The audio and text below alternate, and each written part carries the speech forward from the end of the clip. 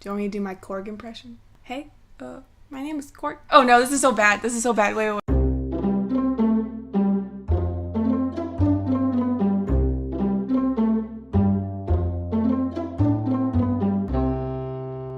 Did you know that, I don't know if this is Google. This must be Google. I think it's Google. The new technology is that Google can make your appointments for you by calling the places. Ooh. Yeah. So this is a game changer. Yeah, so you just say into your phone, like, okay, Google, or whatever the thing is, make an appointment at the hair salon this Saturday between 1 and 4, or something like that. Mm-hmm. And then it says, okay, I'm doing that now. And then it calls, and it calls the salon, and the voice, the video, they played a video of it. The voice is it sounds like, it doesn't sound like a robot. So you don't even know. No, it sounds like a person in the sense that they put in things like, oh, can I have an appointment for my client, blah, blah, blah, at this time.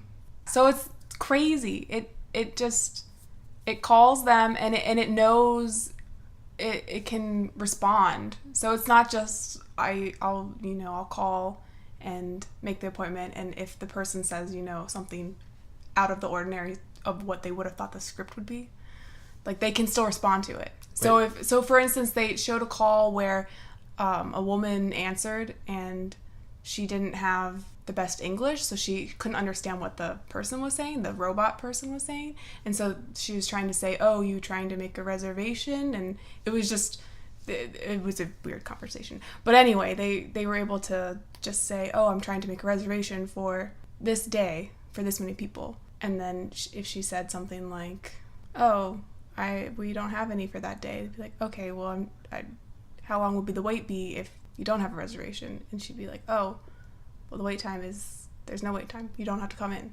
And like, so they could log it. It's weird. So the robot is capable of hearing the voice and interpreting it and having a conversation? Yeah, it knows all the nuances of English conversations. Probably also other languages. I guess, so on the one hand, this is really cool that you don't have to call places, especially like a doctor, because I'm not going to make a doctor's appointment that I have to call them. Why? Because don't want to call? Making appointments is just, nobody likes it. Yeah, so that's what I saw in the comments, because everyone was like, oh, everyone has phone anxiety and this is great. And I agree, because I also have phone anxiety. But I don't know if it's because of the nature of my job now where I have to make phone calls more, but I'm a bit more comfortable with it. And something like that should be relatively easy. If it's just an appointment, you're just calling to say, can I have an appointment at this time? It's not like unpredictable. There's more of a script for it, so you don't have to worry about what do I say when they say this, or if they bring up this. But like, is it just a hassle? They say you're an adult when you make your own doctor's appointments. Have you made your own doctor's appointments? I've never made a doctor's appointment. I haven't been to the doctor in a long time. And I'm probably that's dying. Exactly the point. But that's just because I don't want to go to the doctor. It's not because I don't want to make the appointment call. I just don't like the doctors. But the activation energy to start the appointment in the doctor process is too high. Like, no. You have to actively do something to make a doctor's appointment, and you don't want to do either step of it.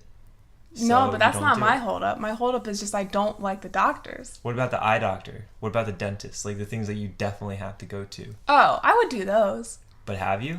No, because Mom does them for me. Yeah, so you don't know what it's like, and it's like it's something that you always put off. Making appointments, nobody likes to do it. But here's the thing. Here's the thing about the Google thing. That's really cool that a robot has that functionality, but at the same time, I feel like it's solving a problem that is only going to exist for 10 more years, let's say. We're never going to have appointments after that. The problem is that at some point, the need for a receptionist is going to decrease. Oh. Like, instead of having a robot talk to a human, you're just going to have a robot talk to another robot. And your robot says, this person wants an appointment at 10 p.m. on Thursday. Do you have that? And that robot says, yep, we logged you in. So all you have to do is just show up, and it's all electronic. They already do that for the dentist and a couple places like that. I've used it before. That's cool. Do you think there's going to be robot love? I think this is a really good question. can robots... Robot romance? Robot romance, but also just robot emotion. Like, oh man, I'm hardcore ready for the AI revolution. I'm ready for it. Really? Because it's kind of terrifying. It is, but I'm so going to be on their side, let's be real. But if you're excited about the AI revolution and you think that you're going to be on their side, they're going to kill me. This is kind of like imagine if an ant walked on the sidewalk in front of you and said, "Oh, but I'm okay with this human because I'm on its side." And you looking down at the ant, you have no attachment or feeling towards this creature whatsoever. No feeling at all? Not even a little like, "Hey, ant buddy." When you walk down the sidewalk, are you on the lookout for bugs? Actually, currently we have an ant problem at work, so I am tuned into the ants. Okay, but you get my point. You can say that you're on the same side, but if something is light years more advanced than you, then you're not worth anything to them. Wow. How sad. I'm supporting them and they don't even care. It's sort of like you played Clash of Clans, right? For a bit? Yeah.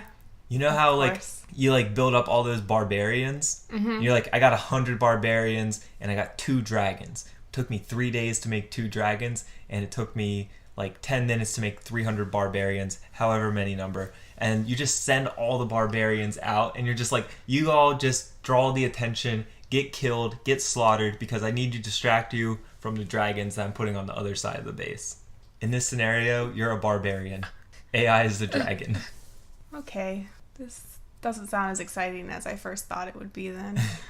Here's the other question that I think could be interesting. And it's a question of robot consciousness. So, like right now, we can program like chatbots and certain things to have, they can mimic certain behaviors. They could mimic certain emotions, right? Like you could tell a robot a joke and it knows at least to say haha in response, right? So it's like it can mimic the behavior.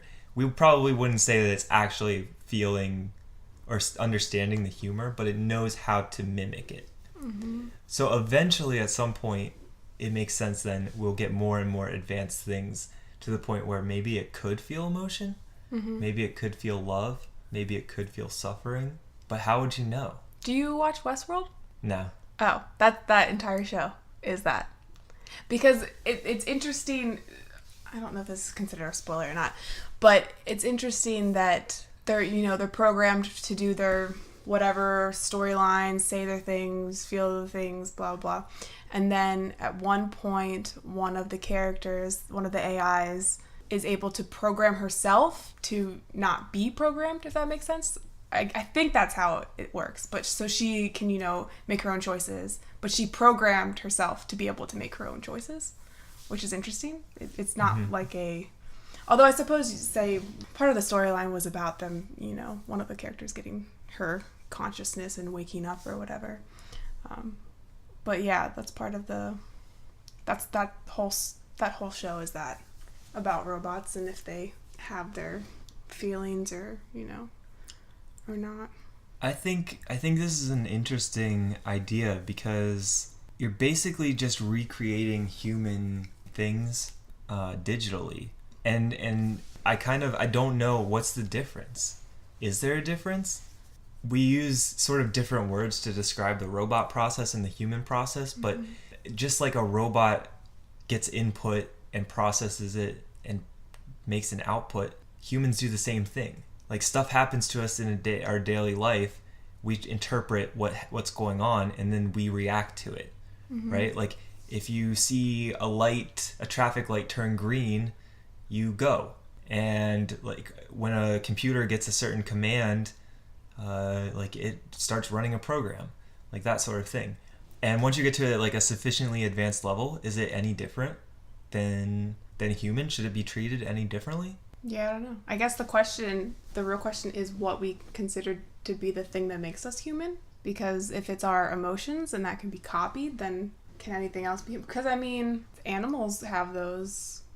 What degree that they're... I guess that's more of a evolution and biology question of the difference in animals and humans. What traits we have that they don't. But they have the thinking and feeling and reactions the same that can be calculated on a robot. To me, it's a similar question, that maybe there is nothing inherently special about people. Animals experience a similar thing. They probably experience some level of emotions and some level of something equivalent to humans, but maybe on a lesser scale. But yeah, does that change anything? I don't know. That's why I'm just saying I'm definitely going to support the AIs. But then think about the way that we treat animals in the world, right? Like, it's by default, everybody kind of has this idea that humans are the dominant species. Like, the Earth is our world to do with as we wish. We're more complex than other animals, even though they do the same things. We just do them better and in deeper ways. And look at the way we treat those animals, right? We kind of try to care for them to the extent that it's possible.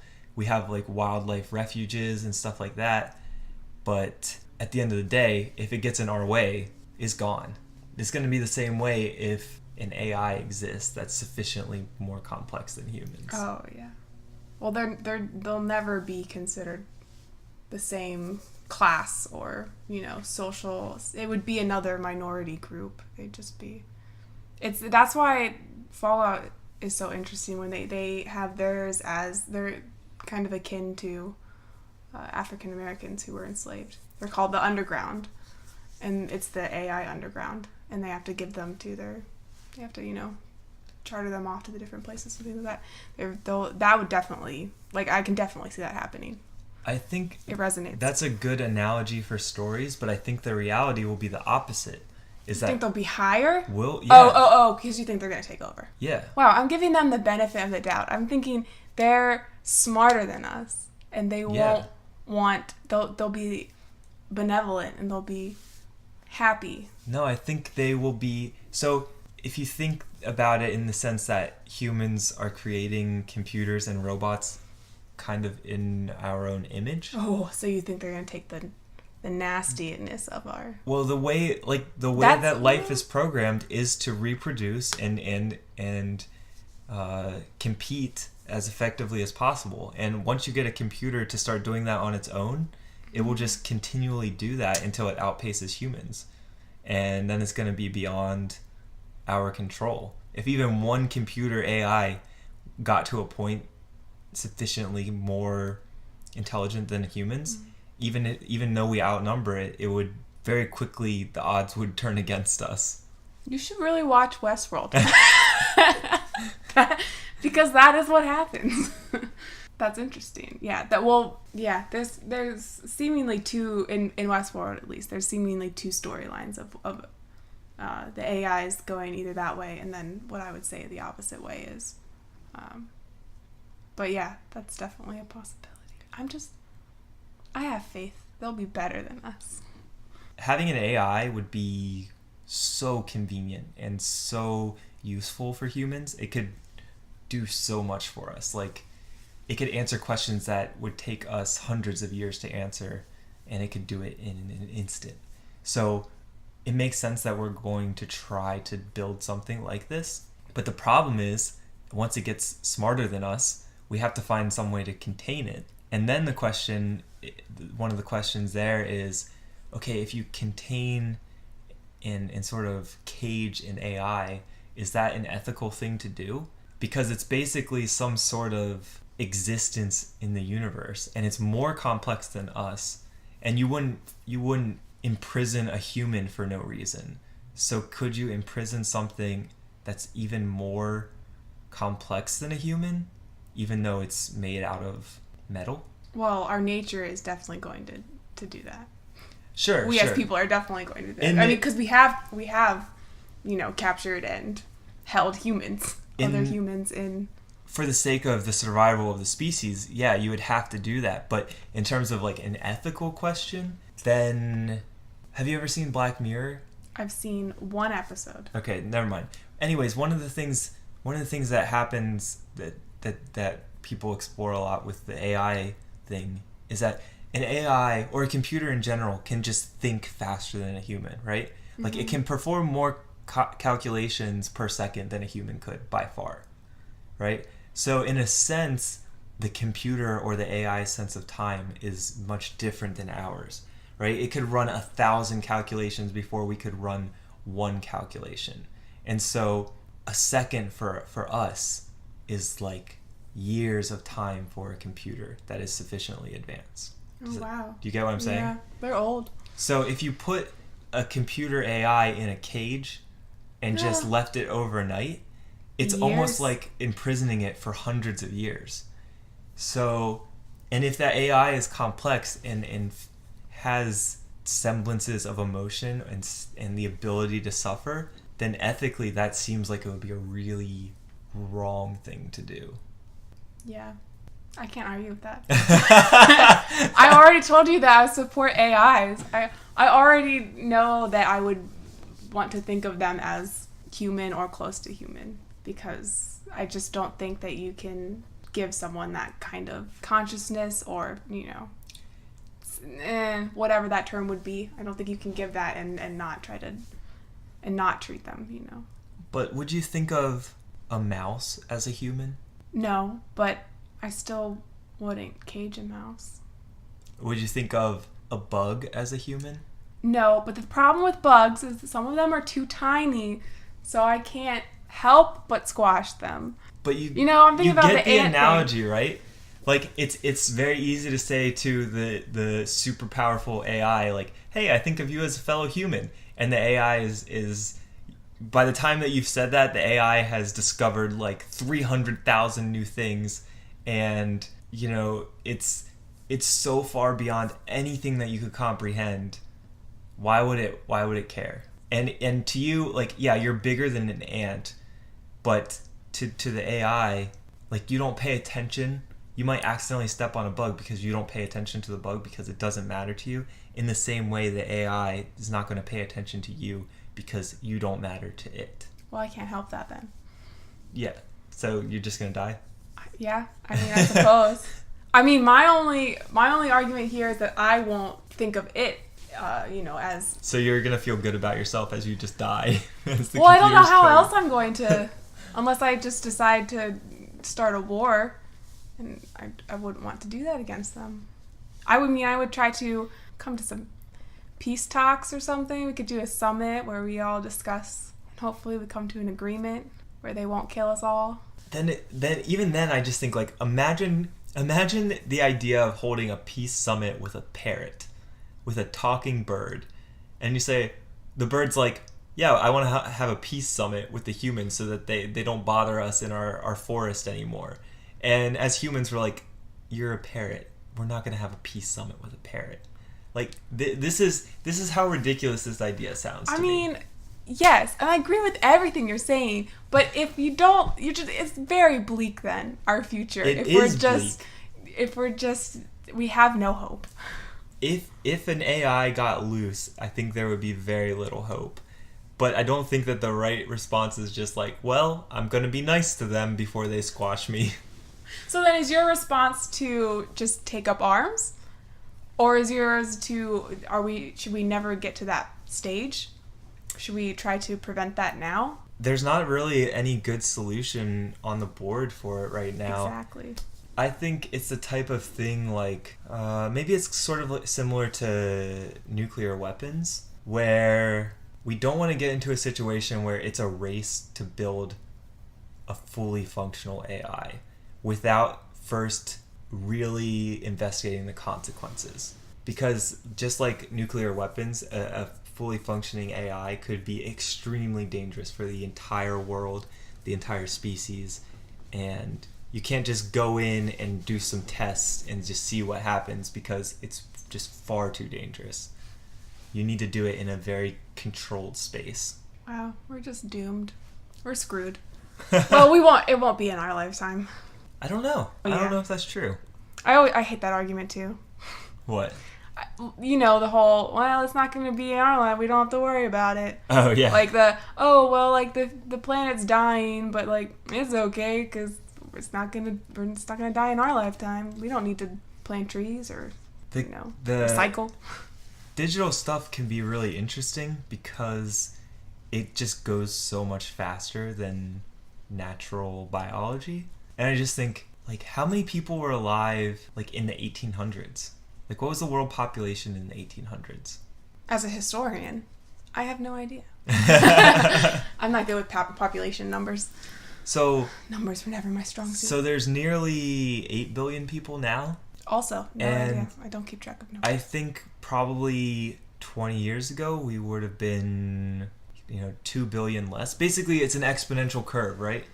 Yes. Why are we talking about these numbers? So I'll get to it. But basically, the human population it grows exponentially. So things start happening very, very quickly as time goes on. Mm-hmm. So, for the first parts of human history, not much happens. Now all of a sudden we're at a time where things are changing more rapidly than ever. Technology is advancing more rapidly than ever. Humans are reproducing more, and I mean as a whole population. And the same thing is going to happen for technology and computing power. But it goes even faster for computers. Yeah. It's actually, when I was doing an exhibit on communications and technology, I was researching that, and there was a timeline on some site that I saw, and it's really interesting to see because it has like early BCE whatever, and then there's like a span, and it's all paper and pencil or whatever, and then that's a large time, and then there's a couple hundred years where it's the pens and actual printing press, things like that, and then you get to closer to our time, and it's typewriters in the late 1800s, and then you get to the 1990s and 2000, and then you start getting computers, and then cell phones, and then tablets, and then personal devices, and it's all little tiny segments, and it's quicking up quick.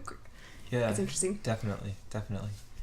I think that's gonna hold true for the whole AI field as well. Like, I think one of the things that people are trying to do now is to recreate the brain in a digital form. So I think that's what a neural network is, right? So because your brain is just sending electric signals through the cells anyway, right? So it's, in theory, it makes sense that you could do that digitally as well, right?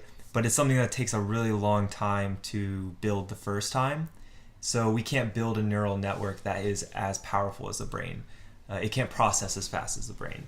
Maybe it could process like at 1/1000th the speed or something like that. But I think once we get it to the point where we can recreate the processing power of a human brain in a neural network, from that point on, it'll just be runaway.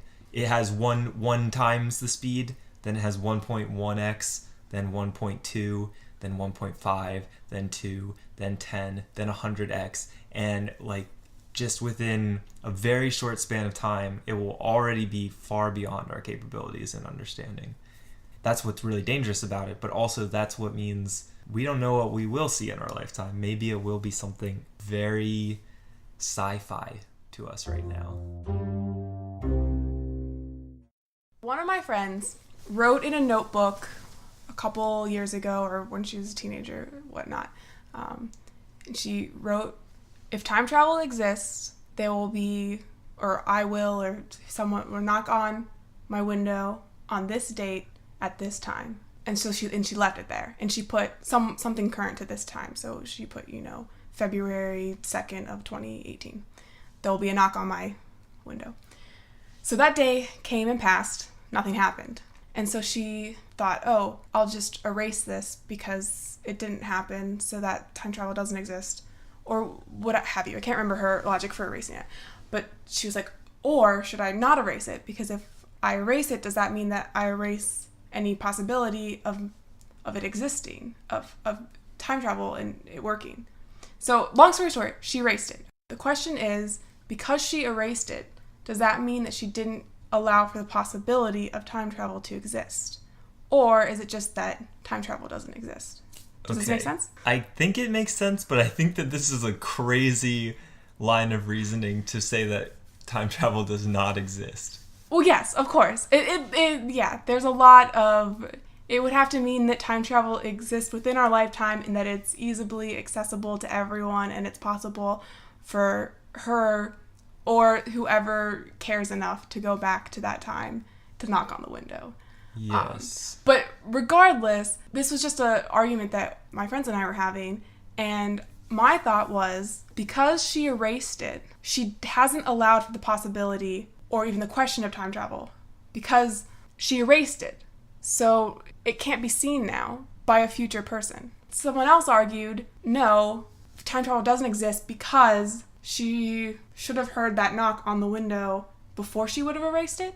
I don't know. That's not my argument, so I'm not entirely sound on that one. This is I think what you're saying then is this is like a circular time paradox. Mm-hmm. Yeah. So she erased it, which means that in the future that paper is still erased. It doesn't there's exist. Nobody to see it. To see it, yes. So no one can go back. Future her can't see it. Yes. And so future her won't remember this is the day I was supposed to go do yes. this. So she basically, you're saying she didn't give herself a chance to prove it right. Yes. But that doesn't necessarily prove that it doesn't exist. No, but I'm saying there's no possibility to even know now because it's been erased. You can't know because there's not that.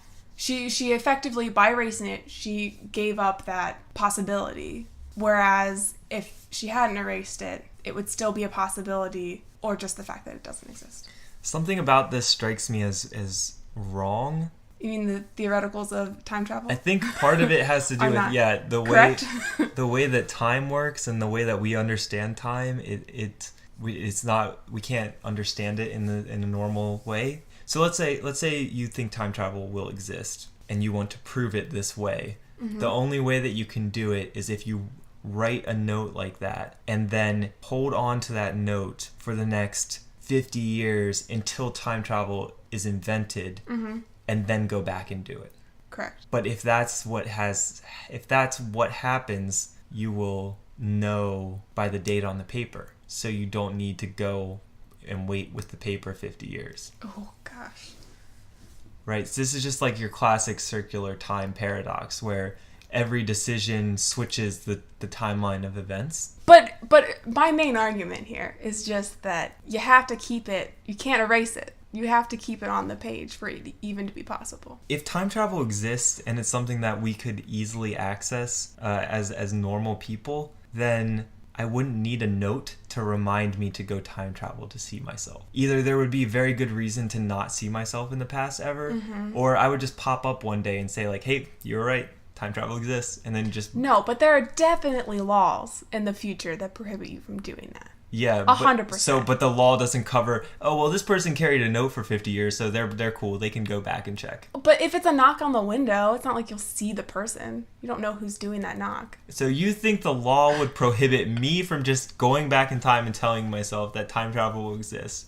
But the person who just wrote a note saying knock on my window, they say, yeah, that's fine. That's just a knock. Not gonna mess up anything. So arguably a minor offense in comparison to I'm just popping in on my younger self to scare them out of their mind and say, hello, it's older me. Definitely not as bad.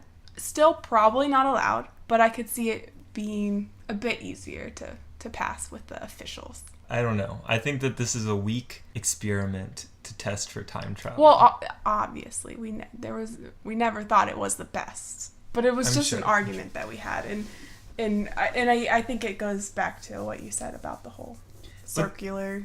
But this is like a classic time travel idea.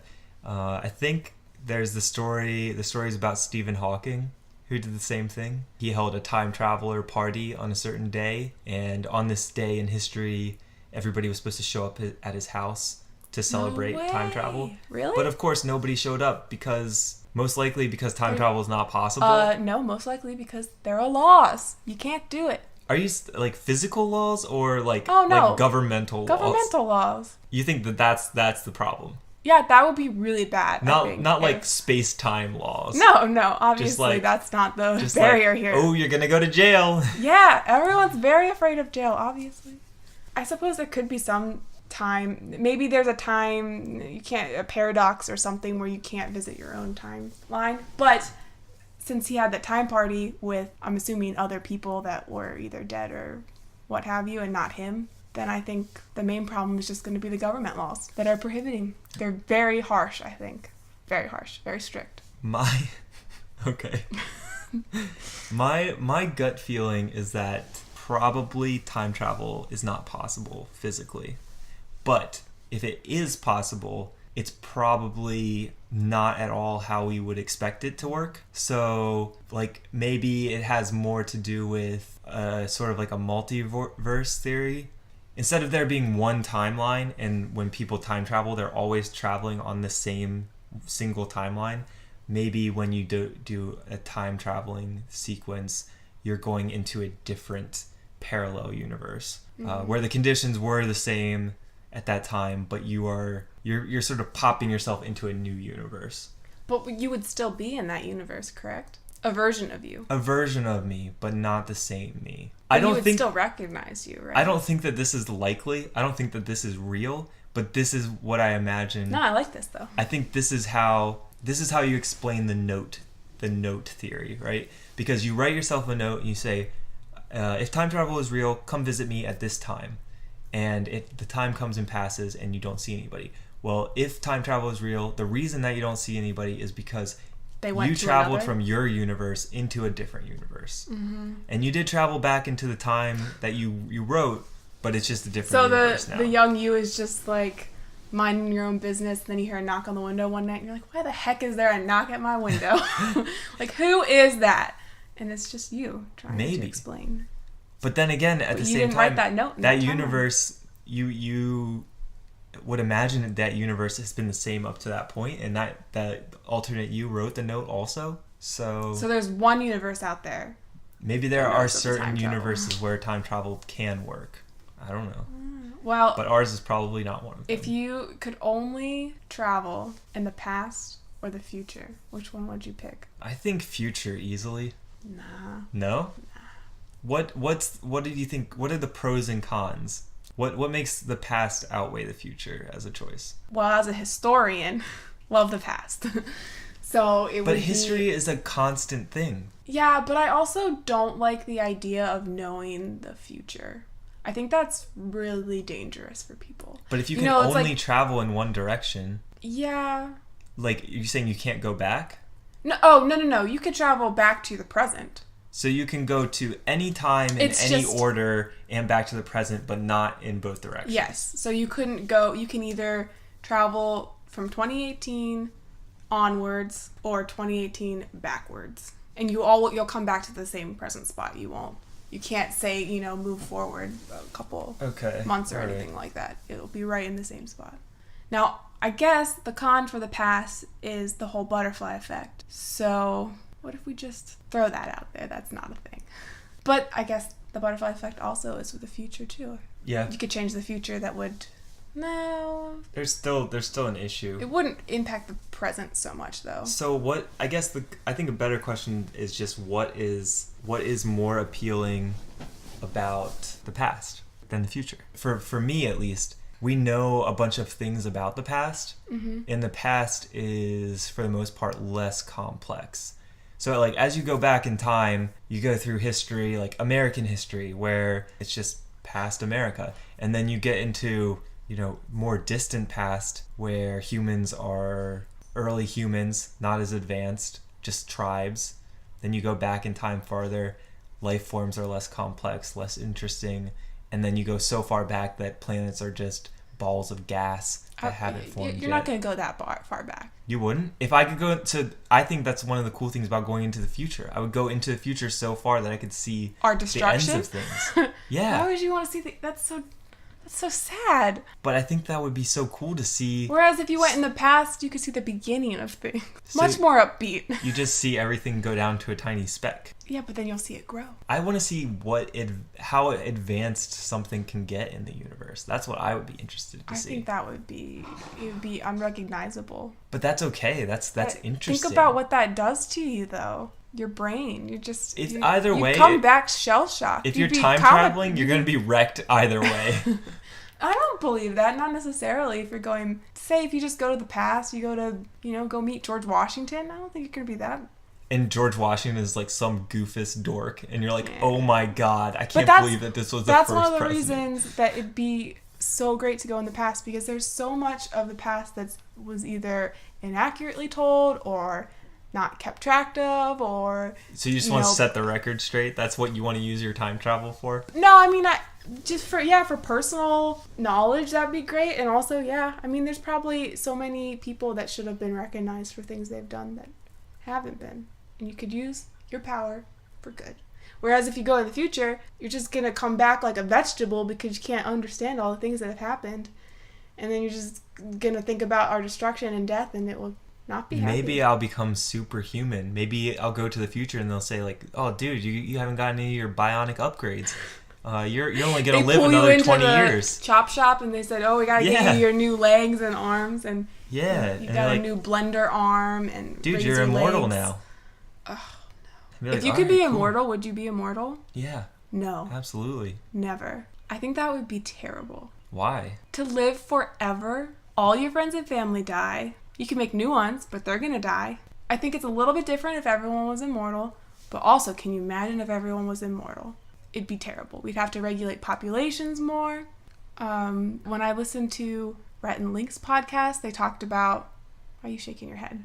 The population control is... I dislike that argument. That's a big concern, though. Yeah, so right? you think like, oh, well, I'm not really sure how we would manage the number of people on the planet, so it's probably better that people just die. No, that's a little too much of a generalization of it. But that's what you're saying, is that people need to die because then we can have more people.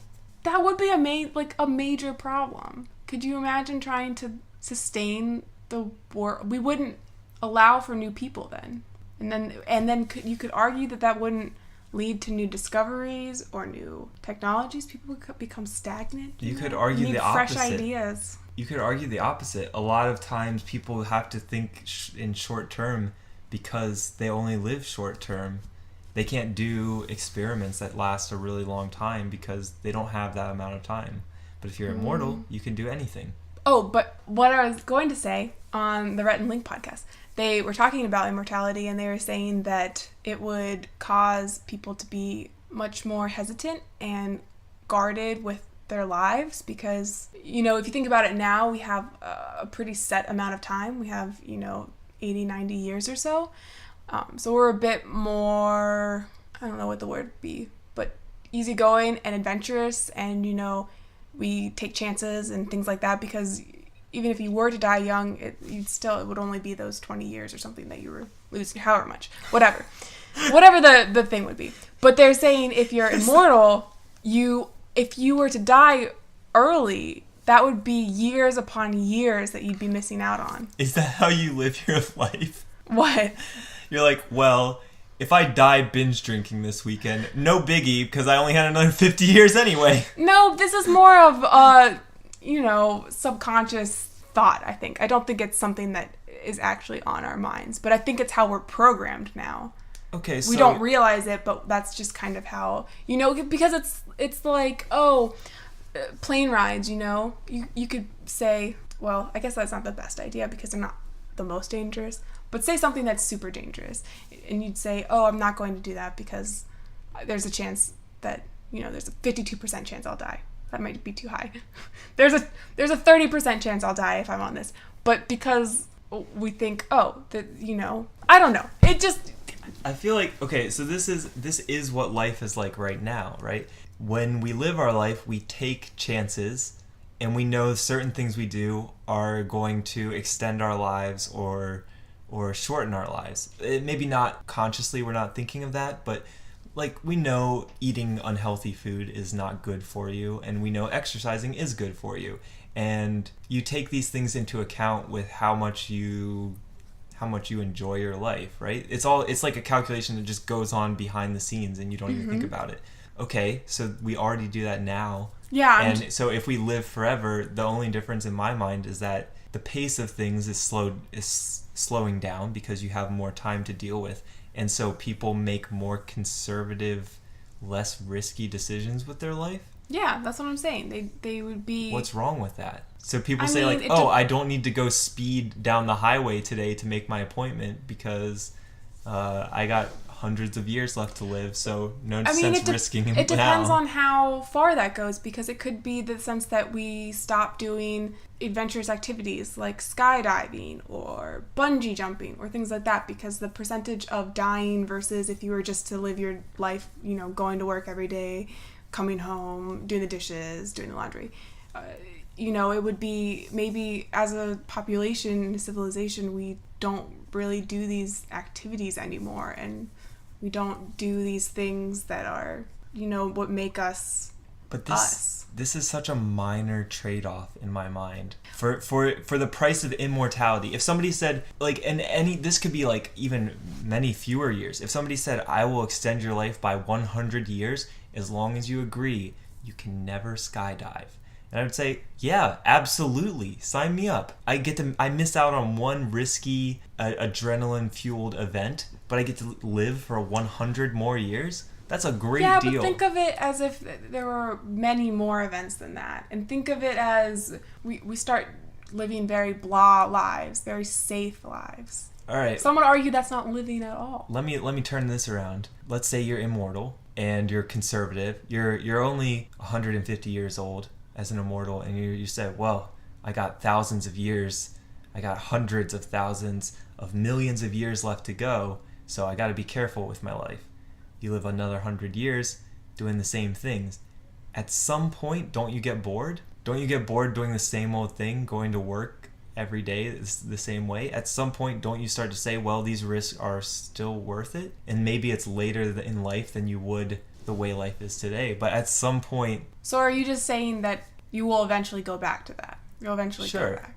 Because not everybody goes skydiving. Well, but then that's fine, because I'm not saying, oh sure, I would love it if we had another 200 years. If we all had 200 years to live, or 300, you know. But my thought is you're immortal. You will always be living. No matter what? No. You can't not die. Okay. You can die of, you know, if someone gut punches you with a knife. I guess I should put an instrument with that. just a strong gut punch. Sucker punch! Like, oh no, I'm dead!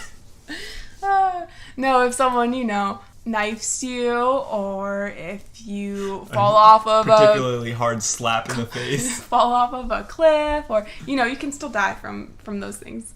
Okay. What's the downside here? I'm not seeing the downside. I just don't... So that was another tangent line. That's not even my main argument of why. I just think that it would get lonely, your family... well, there's two arguments here. It's if everyone's immortal or if only you are immortal. It sounds like for the past 10 minutes we've been arguing if everybody is immortal. Well, okay, so everyone's immortal. Well, then now we're going back to the population control. And, well, also, I just think...